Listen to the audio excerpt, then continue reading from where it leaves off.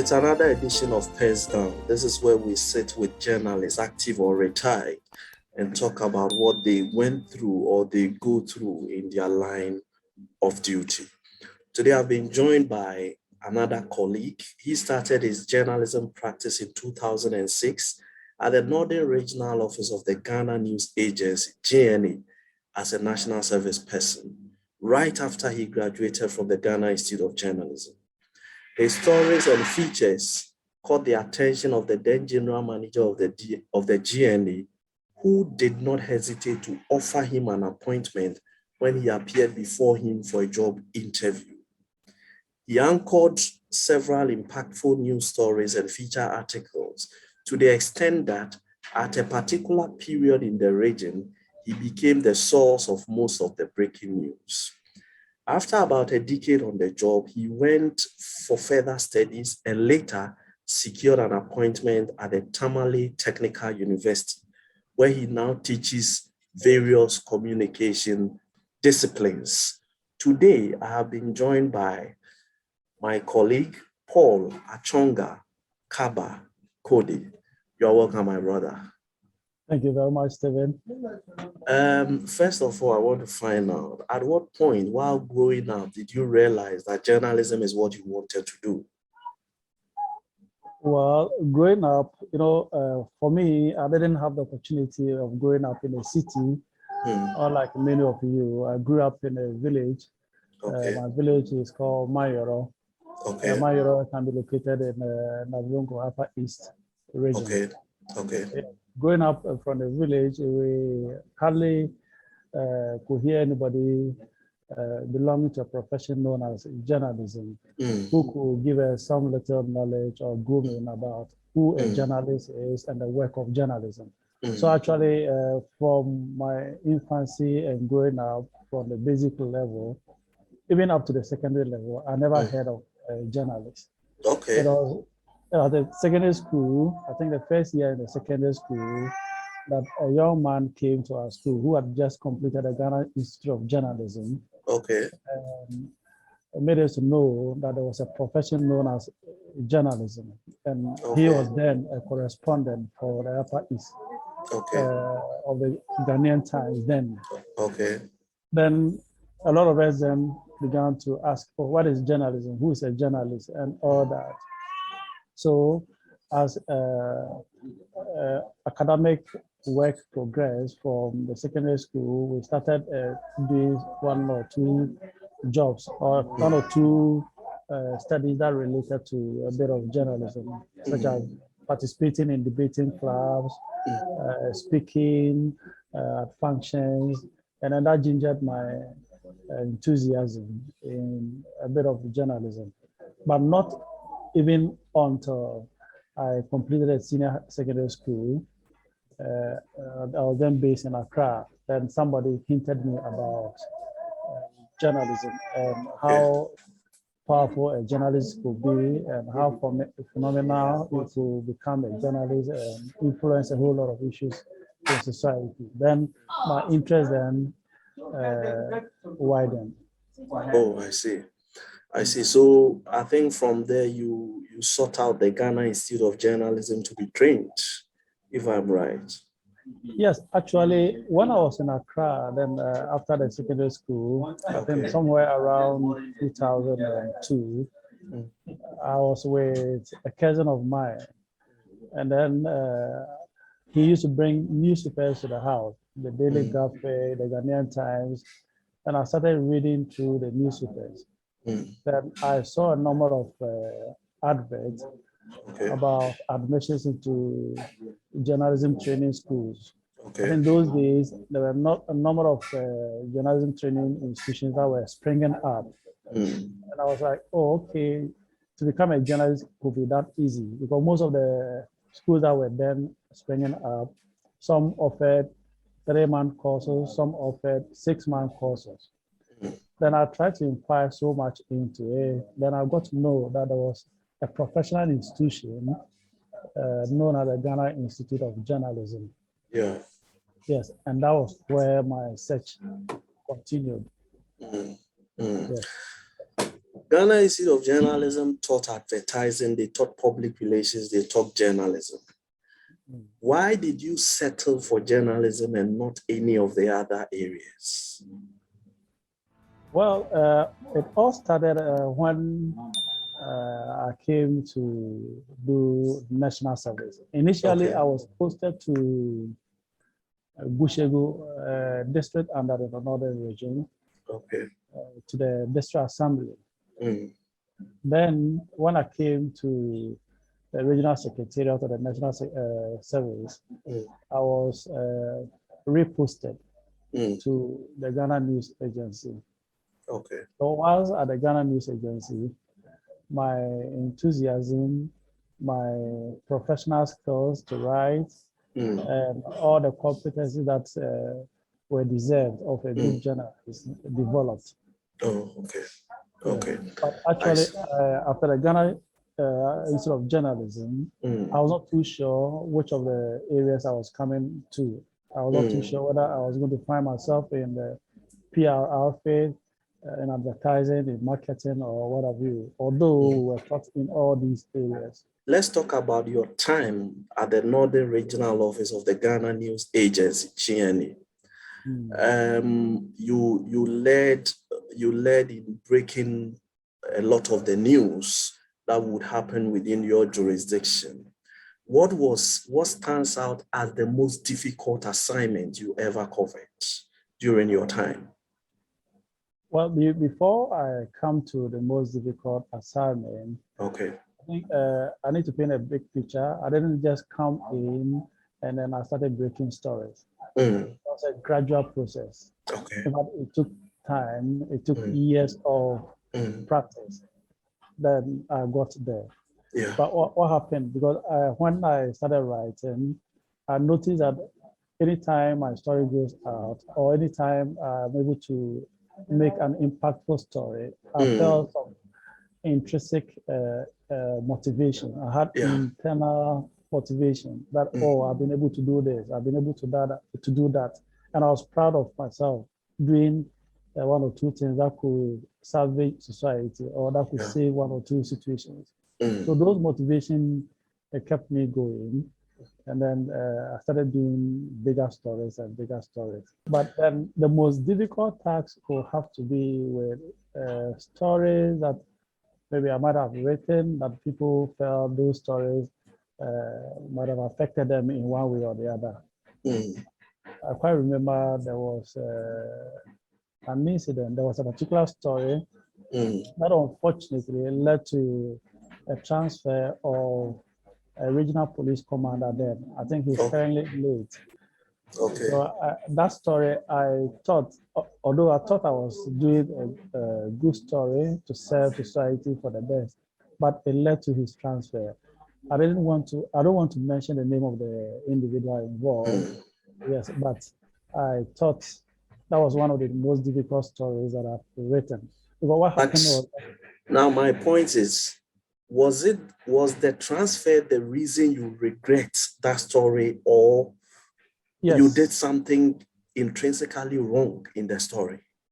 No, I think the transfer is what made me to feel sorry for him. Because I was thinking that he spoke genuinely about certain issues that were affecting the region in particular. And at that point, I thought it wise to have recorded him when he was making those comments. And later on, he re-echoed his point about those issues. And I said, okay, why don't you write this story and see whether the story will be impactful? And that story created a whole lot of issues. And that regional commander invited me then to his house. But when he invited me to his house, I've always known him. He's that friendly person. But that day, he wasn't friendly at all. And he spoke frankly to me and told me exactly what the then IGP was so mad about that particular story and blah, blah, blah. But he requested to see the story and I gave it to him. And eventually, whatever that I wrote were exact words of his. So he knew that I actually wrote what he said. Mm, His transfer was what affected me. mm. The For emotion. almost 10 years, you were one of the anchors of the Ghana News Agency within the Northern region. Now, I want to find out from you, if we should roll back the hands of time, let's say 10, 15 years, would you still choose journalism? Well, I will still choose journalism. The reason is an interesting enterprise. But doing the work of journalism, you got to hold a lot of duty bearers responsible, especially in today's Ghana.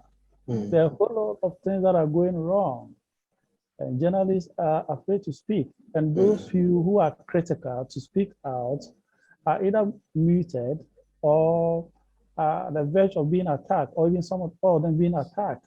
You know, so these are some of the times that journalists should be bold enough to come out and write a critical story that will address societal challenges that we are facing currently.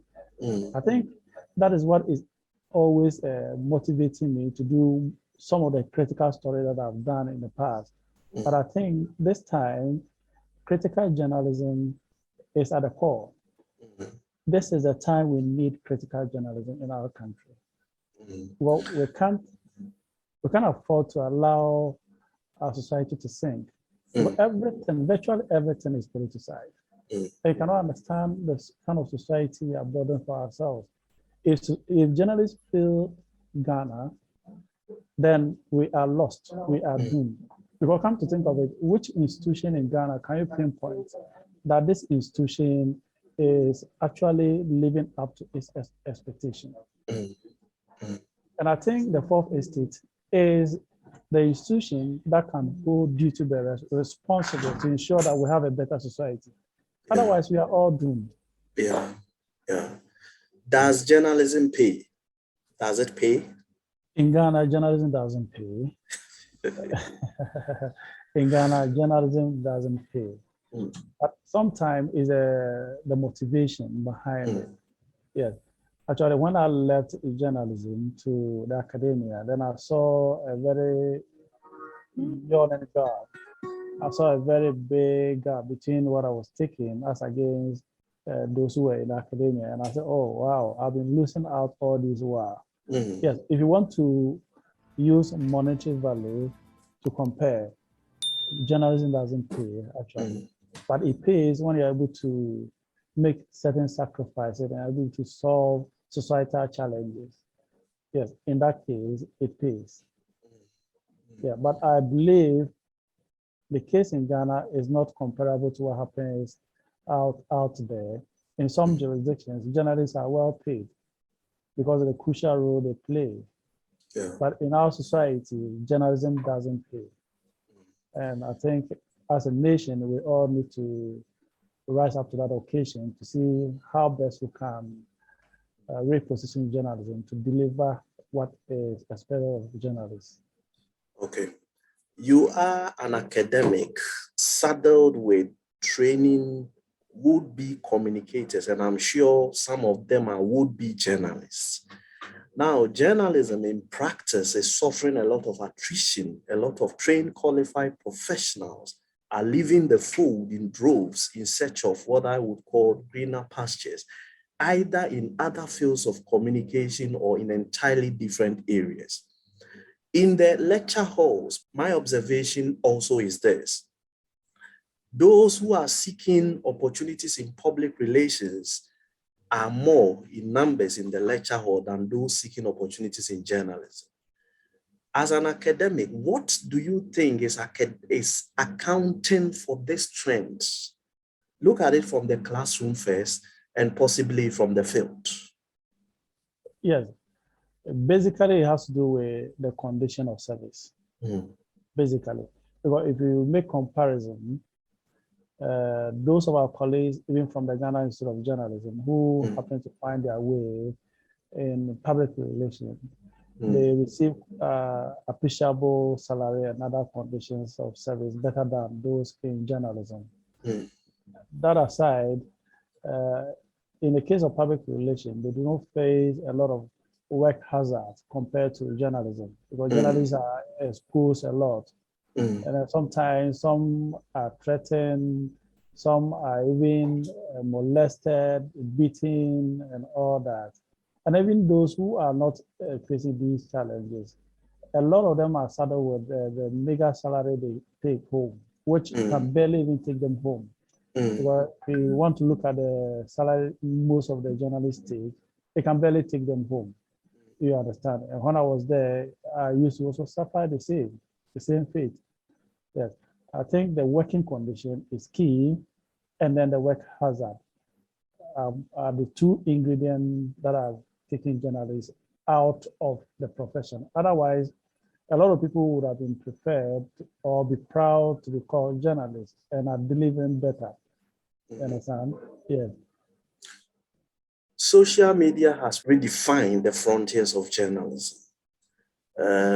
As an academic saddled with training of would-be journalists, what are some of the steps from your end or generally that are being taken to ensure that the materials that come out onto the field are prepared to grapple effectively with the challenge social media presents to modern day journalism? Yeah. Social media uh, is not negative to journalism, but it can be negative to journalism. Why? Because of the presence of fake news. Not only because of the presence of fake news, but because uh, almost everybody with the social media era could be called a journalist because everybody can put a piece of materials together, be it a blogger or be it Mm, another citizen who may want to just communicate one or two issues. Yes. mm, So it is creating a lot of challenges or difficulties for mm, the other person to be able to understand who is a journalist and who is not. Most of the time, some people even mistake a lot of materials on social media to be the piece of work of journalism. yeah, That is the difficulty we are now grappling with. mm, But as it stands, it is an opportunity because a journalist can use social media materials to go beyond the social media work and mm, then do critical journalism work there or piece of critical journalism work there mm, by following the tenets of the profession. So mm, in that drift, the social media is used, I mean, giving a lot of opportunities to journalists to be able to even source stories easier, to be able mm, to utilize social media materials, to be able to mm, produce news stories easier. For instance, with the use of Zoom, right, mm, one can easily be anywhere and publish a news story or to yeah, produce a story from any location. You know, these mm, are all opportunities that are being presented by social media.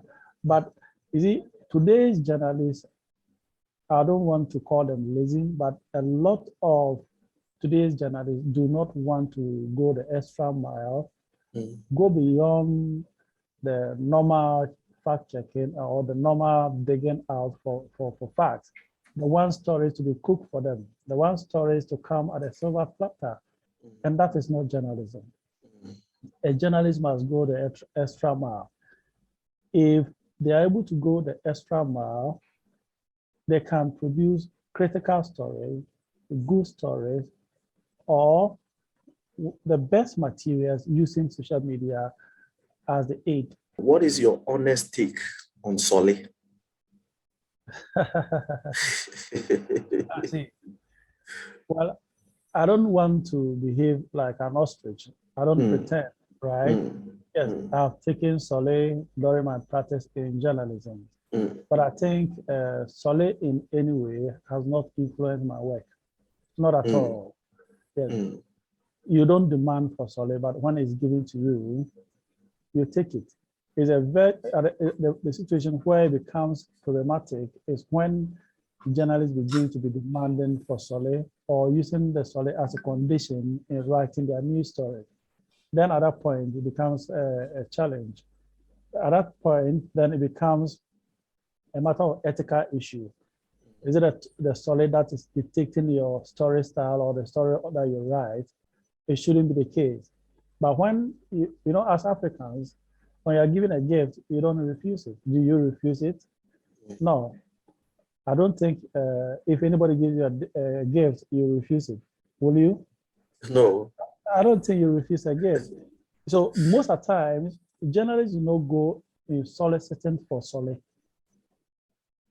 It's the other way around, especially when the event organizer gets to know the caliber of journalists they are dealing with. They don't even, I mean, unlike others who will go and request or go and demand for it, event organizers rather will give you a nice package. It's not to influence you, but just to take care of your transportation needs. And mind you, without Soli, a lot of journalists would have gone hungry. To be frank with you, yes, because the working condition, the salary of journalists is too bad in this country, right? So take Soli aside. How much will be left with for a journalist to be able to go about his normal duties, especially that majority of them will have to travel for a longer distance to go and cover events, and even to the extent that sometimes they endanger their lives. And there's no security, there's no insurance cover, and virtually nothing. You understand? So the journalists in Ghana are actually suffering. I'm sure that is one of the reasons why many people take the Soli. Soli in any way have never influenced me, and I don't think it influences a lot of journalists. There are some situations where Soli can be condemnable. A situation where event organizers will give Soli to you as a condition for the story to be published. In that case, they are manipulating you. You need to refuse that. You need to reject that. Or a situation where people will come and induce you, take this gift, so that at any point in time, when there's a bad story about our organization, you cover it up for us. In that situation, you are being bribed. But a situation where a journalist goes to an event, and then after the event, they say, okay, you have an envelope, please take. I don't think that sort of Soli taking can be condemned. Yes, Should journalists be licensed? I don't think so. Journalists should not be licensed. Our constitution even says it's clear. Freedom of expression is a fundamental right. So journalism is an extension of the freedom of expression. I don't think journalists should be licensed, but I think there should be modalities in place to be able to distinguish who is a journalist and who is not a journalist, so that everybody is not classified or everybody is not lumped up as a journalist. Because sometimes it's troubling. You go to event to cover, somebody comes to present himself as a journalist when he knows very well that he's not a journalist. You understand? And who are you to question? Sometimes the person doesn't even know how to write a single story. But you and I know the reason. Most of the time, they come in because of this same Soli issue we are talking about. You understand? In journalism term, we call them paparazzis. Majority of them do not have any media affiliation at all. But because they feel like, okay, journalists go there, people give them envelope. Let me also go and parade myself as a journalist. You understand? So as a result of that, there are so many miscreants who are infiltrating into the field of journalism when they are not. You understand? So in that particular instance, I will call for a bit of regulation to be able to distinguish who is a journalist and who is not. But to license journalists, I think is too far-fetched. Yeah. What is your honest assessment of the quality of journalism in Ghana today? Well, it will be a difficult task to do because, you know, as academic, you usually have to speak with facts. But my observation is that the standards are falling. Anytime you say the standards are falling, people ask, what is the standard then? You begin to ask yourself, you get a point. But at least in the past, there are certain stories, you know, before the story comes out, the story would have been thoroughly checked. There would have been cross-checking, there would have been double-checking, and even the language, proofreading, the gatekeeping processes, and all that. But with the coming of age of technology and social media, and many media houses also springing up. Many journalists are in a hurry. Many people want to be the first to break the news. So when there's a breaking story, instead of journalists to do due diligence, right, by cross-checking their facts and putting everything in order, the gatekeeping processes and all that, sometimes it is rushed. It is rushed through, and you see that the stories have so many faults. Either the story is not properly edited, or the story lacks certain facts, or you see that there's a gap in the story. You see, so all these issues are pointed to the fact that the standards are falling, although we are yet to conclusively say that the standards are falling or the standards are falling. But based on what I've observed, I can say it used not to be like this, but it's changing. Yeah. Would you encourage anybody in your family, your child, your grandchild, to take to journalism as a profession? It's an interesting profession. Why not? I'll encourage a friend, a child, based on the person's interest. For me, I would have still been in journalism, if not because my study area is a bit beyond what we used to report, the basic reporting. It has gone beyond that. Now I have to do empirical research. I have to conduct some studies here and there, which is a bit beyond journalism. But otherwise, let me say this way, I would have still preferred to work in journalism. You understand? So I wouldn't hesitate at all to recommend journalism to anybody. It is an opener, to other issues. If you want to verge into any other profession, in fact, starting from journalism, to me, is the best option because it gives you a broader spectrum. It gives you a broader outlook of how society is. And once you're able to understand that, everywhere you find yourself, you can navigate yourself through. For journalism has taught me a whole lot about society, and has taught me about a whole lot and how to deal with them. As you work and report on a daily basis, you mingle with so many people, you're able to learn so many things, and then based on that, you can always live above the waters, wherever you find yourself. So it's a nice profession, it's a beautiful profession, and I think I wouldn't hesitate at all to recommend it to anybody. Why did you opt for academia and not any other area, maybe advertising, public relations, or some other area outside the communications terrain? Even with advertising, public relations, when somebody moves beyond that and goes for further study, especially with a research degree, just as I did, you go for MPhil or want to go for a PhD, you are most likely to come to the academia. You may want to combine maybe with public relations and then academic work. But once you go beyond that, you go and do an MPhil, MSc, or a PhD, you may want to be in academia. Yes, because you've gone beyond the basic reporting style to what is referred to as empirical research. You see, once you get up that knowledge, you may be wasting it when you remain in journalism.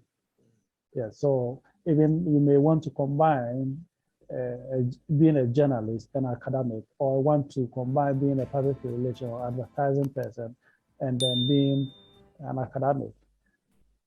Yeah, but you cannot have an MPhil or have a PhD in communication or media studies and they still want to remain in journalism only.